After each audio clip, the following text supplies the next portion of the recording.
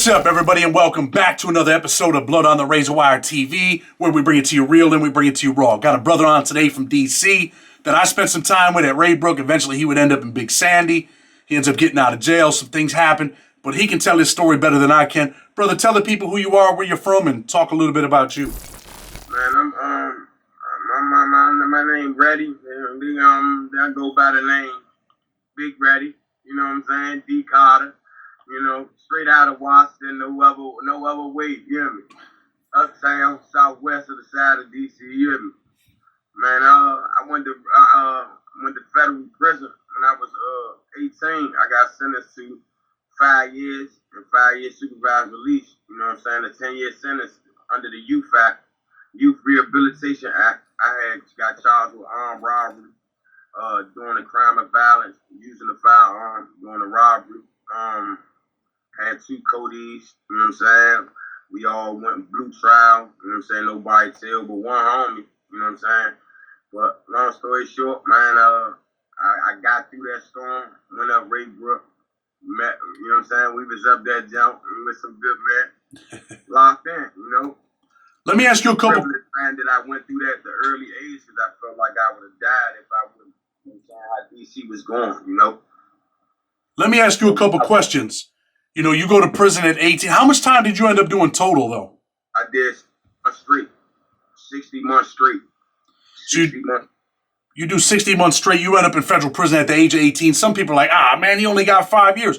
But you've been through some things in federal prison. You've been involved in some riots. You went to Big Sandy. You were a young kid with a little bit of time, and they put you in Big Sandy. What was that like?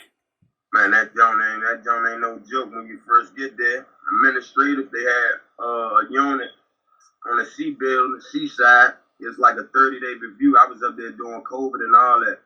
30-day review program where as though, you know, they let your homies see your reaction. Like they know, your homies know who you, they know you in this unit, but they know also what type of guy you is when you first get there. The homies really, they ain't even gonna check your paperwork until you get out there, but it'd be more so the AW and them checking that paperwork, you know what I'm saying? They ain't gonna send you out there unless you that type of person, you know what I'm saying? It's all up on you when you get out there, you feel me? It's all up on you. I was on a C3, C4. That was the 30-day review unit. On one side, this one, the Migos, I think that the MS-13 had got in a situation. This when I first got up there, like the same week. They moved all the MS-13 over in C4. They had the whole left side of the tier. That's how deep they was. They had the bottom and top tier, while the new inmates was on the left side on C4. You know what I'm saying? We had the bottom and top tier, a few cells. It was out of 40. You know how 40 people get on the bus? Everybody don't get off, Chad. You know that. Everybody don't get off. Let's talk about that for a minute, right? You're going to Big Sandy. You're a young man. Yeah. And you say everybody don't get off the bus, but everybody's designated there. So the viewers are probably like, what do you mean they don't get off the bus? Tell them what's going on. They don't get off that bus. I'm saying it'd be more the tough. It'd be more the dudes face balled up, the ones that's telling all the stories about certain jails. And be the ones that don't never ever touch these compounds. And we call them, they go to the hole. They be hole material. You know what I'm saying? They more can't even, man, see eye to eye with none of the homies. They might have did something down Coleman 1, and it followed them. You know, Cole ain't to follow. That shit follow them. So you play games, man, and homies, man, send that kite and let it be known who you are, but it depends on what state you from. You know, you could be from Wisconsin. They don't got too much car, you know what I'm saying, or Wisconsin car, none of that. So it might slip through the cracks of some people from there. You know what I'm saying? Because a lot of people don't be knowing. But if you from Washington and you thinking you can go out on this compound, you did some foul stuff on the street or over the jail, over DC jail, anything, man, them people gonna see you, man. They gonna see you about that. So that Johnny joke, cause when I first got there, you know, you go through the what is it? Damn. What is it when you damn, I forgot I've been out of this system. I know it, but I want you to say it though. They be having what is it? You're talking about when you first get to the prison? Everybody come, when they're AW and everybody come and they talk about the jail. A&O. They had A&O, bro. They had A&O and the AW was black. If you know what I'm talking about, the AW of the Big Sandy black dude. Let me stop you for a minute, right? Let me stop you for a minute. When you go into prison and you talk about people aren't getting off the bus, I want people to know, like, these are the guys, they get off the bus, but they don't go to population, they check in. Nah, they go smash to the hole. They might be, man, as soon as they get there, you might, man, they call y'all names. They calling everybody names. Were you over there when Kodak Black was at Big Sandy?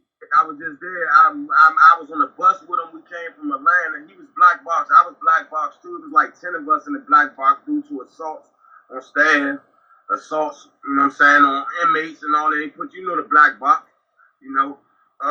He was black box, you know what I'm saying? I was on the bus. We came from Atlanta, USP together. We was in a holdover. He was only there 4 hours. I never seen nobody at a holdover for 4 hours. He was in that holdover for 4 hours in Atlanta because due to his status and, you know what I'm saying, you know, it was a word out there. Some people should try and say him or whatever, the case may be. Did you? Know what I'm saying? But they got him about that jail, though. And he got on the bus with us, like, in January. We went to Big Sandy, like, the 7th or 8th of January, 2020. No, yeah, 2020. 2020. This was COVID, before COVID hit. You know what I'm saying? Went up there. He a stand-up man, don't get me wrong. The AW and all of them was on his line. As soon as he got there, he assaulted the police at, I guess, FDC Miami at another jail, at another federal spot. So they put him in a hole off the break, you know. Did you end up in a unit with him or no? Yeah, I was in a unit with him. I was in a hole with him, and I was in a unit with him. What was he like in the unit? Talked it up with him, real dude, great man, you hear me? Great man, you hear me? Was he looking out for the people? I can't, you know, more so was locked down. You know, we only came out like real stuff when I was just there. I just came home 2 years ago. When I was just there, we only came out every 45 minutes, every couple days, and you better pray that nobody gets dogged in that 45 minutes is over with. You know that they gonna yell it's over with once you see that hear that bird land or you see them deuces, you hear that deuces go off. They might be running over A side, far as hell from all the other sides. You know what I'm saying? Let me rewind you a little bit here, right? Because you were in Cumberland, and I know there's a riot there between the DC dudes and the Baltimore dudes. Why does that happen?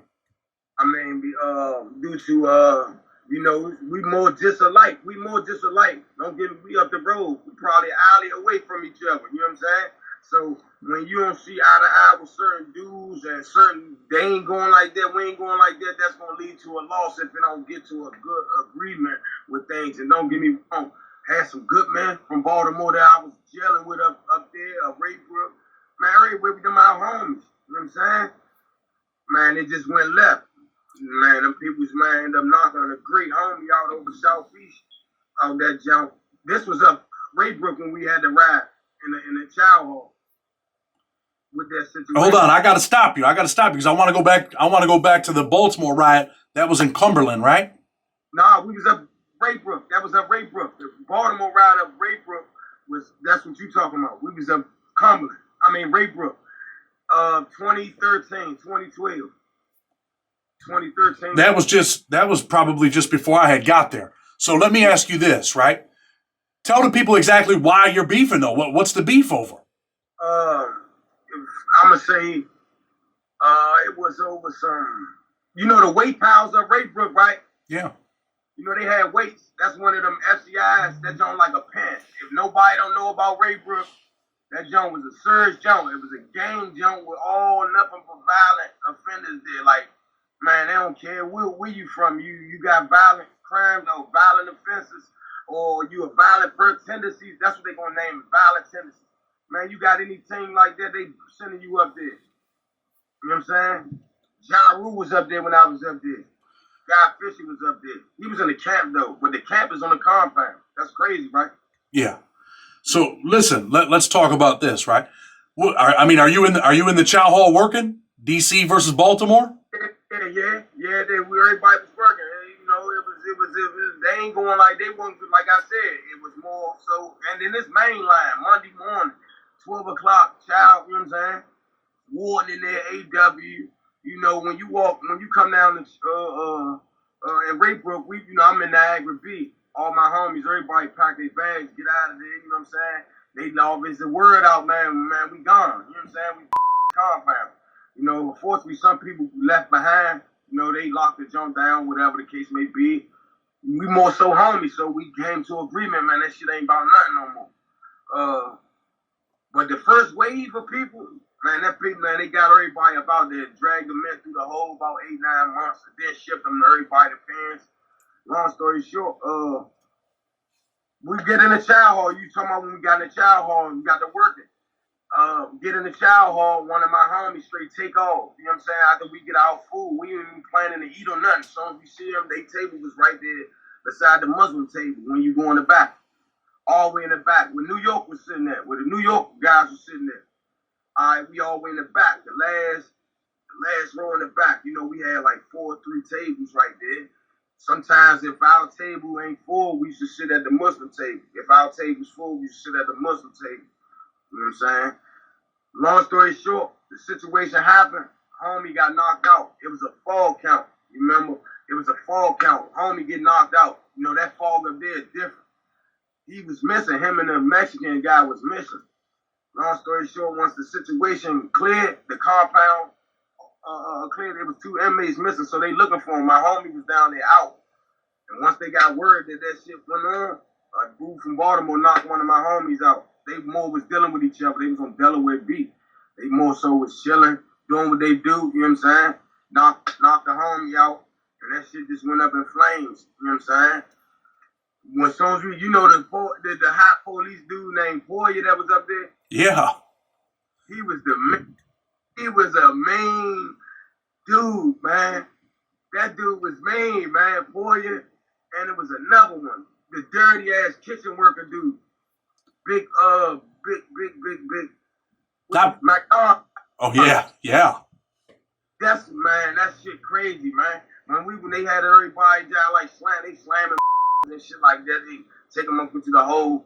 I told you more so Baltimore and us is like we like together, like you know what I'm saying. We just alike, real talk. You know what I'm saying. If you couldn't even tell a Baltimore guy swag and a DC guy swag, because we both wear the same clothes, like wear the same type of gear on the street. So you wouldn't even know unless they got, because a lot of them got goals and all that. But you ain't gonna know. Long story short, that shit go up in flames, man. They ship for everybody, man. Raybrook, you know what I'm saying? That shit job, like, it was just more attention than anything, man. That job was just crazy. How many people are in there fighting? Huh? How many people were in there fighting, would you say? Like 20 or 20, 30, because all the homies ain't get there right then and there. You know, they call unit by unit, whatever unit explain in the order. All right? They called 2 units. On my unit, we had 16 homies, 15 homies on my unit. Delaware and Delaware B. Niagara A and I was on Niagara B. Niagara A, they called out 2 units first. Boom, boom. They called out 2 units. They called Delaware B, I think, or Delaware A. One of them Delaware sides, they called them units. But some of the homies that was making it to the chow hall, they get up breaking across the grass in front of the shop. Laundry, they get to breaking across the grass. You know what I'm talking about? They breaking across the grass by the camp to get in the chow hall. Somehow they locked some of the doors.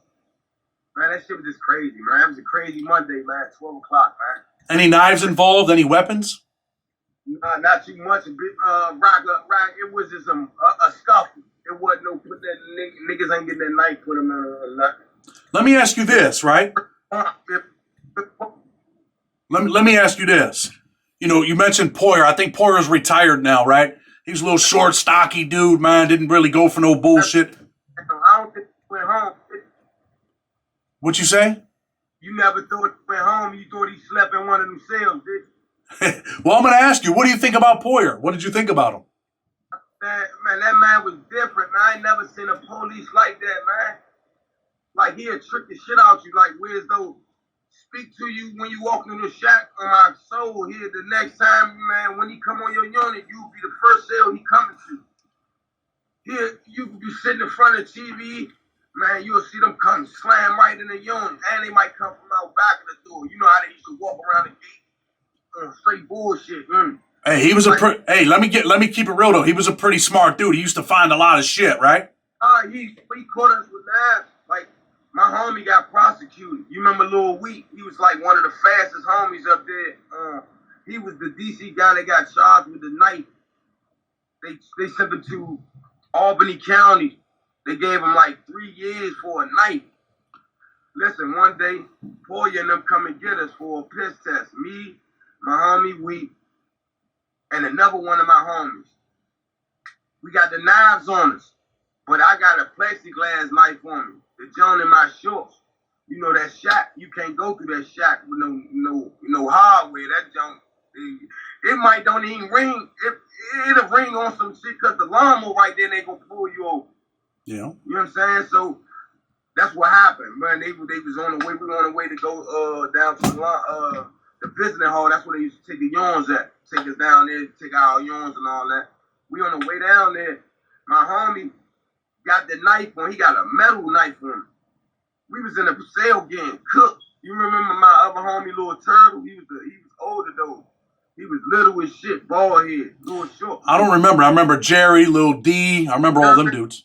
Jerry Brain Farm. Yeah, that's my man Jerry with the long dreads. All of them had long dreads. Jerry was on my baseball team, man. Hey, great man. Stand-up guy, good man. Brain Farm, yeah. Great man right there. That's my guy. I just seen him at the Goodman game not too long ago. Good man. He made it on out. He had 5 years too. Let me take you back to Big Sandy, right? I know you talked about Poyer catching you guys, and them dudes, man, they used to catch a lot of people doing shit over there. Let me take you back to Big Sandy. What was it like for you to be there? I mean, did you see wild things going on there? Yeah, when I first got there, man, there was crazy shit going on up that jump, man. Like I said, you bound to on lockdown, you bound to get this nigga bound to get bust. You know what I'm saying? Celly on Celly. Celly's in there busting each other. There's so much crazy shit going on, you might get tired of your Celly. Me and my Celly had to scuffle a couple times in that jump. You know what I'm saying? Man time. Feel me? Because, a person get agitated. I went through the worst shit in my life in that jump. You know what I'm saying? I lost probably over 5 homies since I was up there. Like, I lost 3 homies in one day. I had a toothache, and my aunt died that same day of COVID. Just imagine your aunt died, you got a toothache, and 3 of your homies died in one day. Man, that's the most shit I went through, son. That's why I knew I'm like, man, I'm going home and he ain't coming back. And I'm glad I went through that under them circumstances of COVID. You know what I'm saying? They locking us down, but I ain't want to be locked down. Don't get me wrong. But that junk right there, that junk different. But that junk different. That junk a wake-up call. A lot of people don't know about that junk. Like, that junk, when you first get there, you're going to have to have that knife. I got caught with a knife 7 days before I went home. I ain't get my knife up. I didn't never get my knife up. I'd rather get caught with them motherfuckers than anything. Them boys up there slanging knife. They slanging knife. They ain't hit you no dumb ways. Were you up there when the St. Louis kid got killed? I think one of your homies killed him, or maybe he was a Crip. Were you there then? It was on the A side, I think. I mean, it was definitely a dangerous place. What have you seen personally, though? Have you seen people, massacred there? Man, it was, yeah. I on a rec yard shit. Like, regular real rec yard shit, nigga get in there. Then once them towers open, though, all that bluffing. All right, my first week there, boom, we outside. Miami only, when I went up there, on my daughter, when I went up there, we was out. When I was just up there for like 17, 18 months, we was out only like, I'm no plan, Chad. We was out 5 times out of that. No lie. That's how I know I was already mental health before I went back. Because I went back on the violation, right? Yeah. I went mental health. I got shot up. You know what I'm saying? A couple things happened when I came home from jail, And when I went back to that situation, that shit just, man, put me back in a war zone, right? So were you in Big Sandy twice? Yeah. Because I can, when you get violated in DC, you guys going back to the same unit, everything. You're going back to probably where you from too. If you violated in a small term, in a small frame of time, enough you see the ball, and they send you right back because you might be in transit still. Your shit's still in the system. I've seen plenty of people come right back to the same unit, sometimes the same cell. But let me stop you for a minute. Let me ask you this, all right? Because this is important. I know you talked about, man, you had some mental health issues because you had came home and you got shot. So let me ask you this first. How old were you when you got out of prison? I went to prison, Miami, all right, my whole life. I'm gonna give you a rundown when I first got locked up on to when I came home. When I first ever got locked. All right, my first charge when I was 13 years old, called a robbery, kidnapping charge. Due to I had an adult charge, they'll give you them points from the juvenile stuff. Mm-hmm. If you get convicted and the same crime as adult, that's called they enhance you. They can enhance you. They give you enhancement papers because you commit these same crimes. On the same, you get what I'm saying? You commit these same crimes, you get convicted for the same crime, but they could give you a larger number. Long story short, I got locked up when I was 13. I was catching cases back to back. I've been through YC, Oak Hill, residential. I was committed till I was 21. So look, when I first caught the robbery charge, I was 17. I caught it 7 days before my birthday. They waited until I turned 18. I'm thinking I'm going to juvenile jail. When they putting the cuffs on me, Chad, I'm asking the police dude, man, y'all about to send me down YC? He's like, you service center, you about to go down the police, they about to try to question you and all that, interrogate you and all that. I waive my rights not talking and shit. Go ahead and give me the bottom bump. Not you ain't got me doing that. You know what I'm saying? I know what I'm doing in the street, so I ain't about to be sitting right here going back and forth with you. None of that. I know what's going on. Just give me my bump. I'm going to see you later. Long story short, I knew what I was getting charged with. Out the gate, I knew what I was doing out on the street. I'm just ain't about to talk to them. You know what I'm saying? I go to jail. I'm 18. I come home when I was 25, 24. So you come home at 24 years old, but you get shot in the street, man. Why do you end up getting shot? I get shot on some, after the go-go, we have clubs down here, right? We got clubs down here called go-go's, right? So on a weed fest, on 420, when I came home, they had a little 420 smoking weed fest down in the go-go. After the go-go, 4 in the morning, I'm leaving. You know what I'm saying? I'm gone. Me and my homies, we gone. I posted was going in the house. You know what I'm saying? Ended up, man, about to slide over a female house, but I stopped up in my neighborhood. You know what I'm saying? Situation go left, man. I was just at the wrong place at the wrong time. Where's the I supposed to be? Go to my destination. You don't do too many stops after no club. Let me ask you this. I got to stop you because I'm not clear, right? And the viewers probably want to know. Was this from a beef? Was this just someone who tried to rob you that night? I mean... I was getting to that. Long story short, like me personally, I'm from DC. DC is small, really small. It's probably one borough of New York, like Queens, a big ass Queens, New York big. It's probably 2 boroughs, the whole DC. Long story short, I should be doing shit to people. I ain't no perfect guy with though. I ain't, you know what I'm saying? Anybody from the streets of DC really know me or know me being in jail on the street. They know what type of guy I am. You know what I'm saying? Don't get me wrong.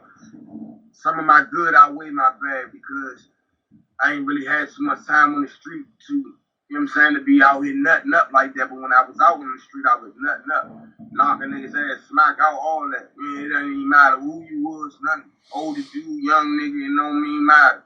And dudes know who I am, you know what I'm saying? Long story short, something might in the past came back on me, you know what I'm saying? But I got caught slipping, walking in the building, you know what I'm saying? Dude ended up trying to rob me around my real, around my neighborhood, you know what I'm saying? It ain't go too well because he got shot in the mix of the two. So that's how I got violated and went back up Big Sandy. How many times did he hit you? I got shot. How many? 8 times. Scuffle. There was a scuffle. There was a scuffle inside of a building. Just imagine you and another dude in the building. You know what I'm saying? Dude trying to rob you, but what made it the first shot go off was I threw some money on the ground like I played with him. I ain't never got nothing taken from me in my life. You know that. I really do the thing. I'm the suspect. You know what I'm saying? Long story short, I ended up throwing a few big bills on the ground. You know what I'm saying? To make him react out to get the. You know what I'm saying? He put the gun in his hand, and I know he ain't left-handed. I stole the shit out of him. You know what I mean? Head hit the wall. First shot go off, hit me in my chest. You know what I'm saying? You know, I got shot with a 4.5. You know what I'm saying? A Glock 30. Long story short, man, shit get it going on. Me and my homies, man, me and my homie trying to get the dog from the nigga. End up long story short, the dude ended up fucking getting shot. I get locked up. You know what I'm saying? For violating. You know, when you get shot, anything like that. And if a person don't go to jail and they get shot, they the police. They tell them. You know what I'm saying? Straight up. I don't who they is. You don't give how much money you got. None of that. You from DC, you get shot, your ass going to jail. If you don't, you the police. I don't care who you is. I don't give if it's a wound, a graze wound. You on parole, supervised release, man, your ass going to jail. That's on a part of your release. You know what I'm saying? No indulging in criminal activity, none of that shit. Like, they gonna find out what's going on. If they do, you know what I'm saying? But long story short, I got sent back to jail off that, man. You know what I'm saying? I done with my people and all that from that shit, man. That shit, man, had me on the edge. Like, I was down bad. Like, where did he hit you? Where did he hit you at? In your chest? Where else? Just your chest? I got split open, man. Nigga, y'all, like, you know what I'm saying? It's alhamdulillah, I'm still here, man. They would have been celebrating my death day, 420, a couple years back when I first came home. But I was big, you know, Chad. You know, I was big when I first when I was locked up. I was a little bigger. When I came home, still had that weight. I had my weight. I wasn't doing too much drugging, none of that, smoking a little weed and all that shit. But I still had my weight, and that's the only thing that saved me, man. That's the doctor said when I woke up. And I was in the hospital for probably like a month and some change, probably like 50 days. I want to ask you an important question, right? Yeah. Did you hit the ground? Were you laying on the ground like, damn, I might lose my life right here? No, hey, Chad, I ain't gonna hold you. That's the first time, like, I realized, like I know I died. I ain't even gonna hold you. No plan shit. I know I ain't even gonna lie about this shit. I can show you every one. Man, I felt like I died because when I got hit, all right, my man, you'd have thought my man was in the military, how he helped me and made sure I was good, like, man, made sure I was great. Like, they didn't even know where I got shot at. You know what I'm saying? Like, they thought, like, with the story he was telling them, man, somebody tried to rob him. You know what I'm saying? He got shot, just came out the building to help him. You know what I'm saying? They thought that, you know what I'm saying, what it really was. Man, my man was too different. You know what I'm saying? Free my man G. He was too different. I ain't even gonna hold you. He's in jail now? Yeah, he got locked up for some jumps and shit when he first came home too. But long story short, that right there, that gave me a different look at life because I was out here horseplaying thinking bullshit ain't nothing, like I can't be touched. And a lot of youngins out here thinking because they doing so much that man, when a rabbit got that gun, Slim, man, you don't know. Like, you can have your gun on you too. You know what I'm saying? Your ass still get blown up. Like, I know plenty of dudes that got that dog put on them when they had a dog on them. Like, straight up, it's about who got it out. It could be a 15-year-old, and it could be a 40-year-old. He been blowing shit up 30 years of his life. That 15-year-old got that gun out, and he got you. Your ass over with, and your resume and everything is wiped out. You checked out. All because slipping. And that's why I tell dudes, man, if you ever did something to somebody, man, all that dropping your guards, don't become no minister. I mean, if you can do what you want, don't drop your guards. Man, y'all rather get caught with it than without it. You know what I'm saying? Because a nigga catch you without that jump, Slim, he gonna wear your ass out, and that's what it is. You know what I'm saying? Because I know if I catch a nigga ass and he did something to me on my peoples, and I catch him out of bounds, his ass gonna get it because it's do or die. It ain't me targeting the innocent. It's a that did to me. You know what I'm saying? I mean, I hear you, brother. I mean, that's that's that street life. You know what I mean? And I'm straight from it. Like, and man, people, man, listen, I'm straight from it. Like, I ain't playing about none of that. Like, I'm straight from Washington. I moved around since I've been home. I've been going to places. I do music. I'm growing actually right now, trying to do my music stuff a different way because the music right now, the music scene right now, it got to be better as a unity, as a whole. We got to have unity. My bad. We got to have unity as a whole.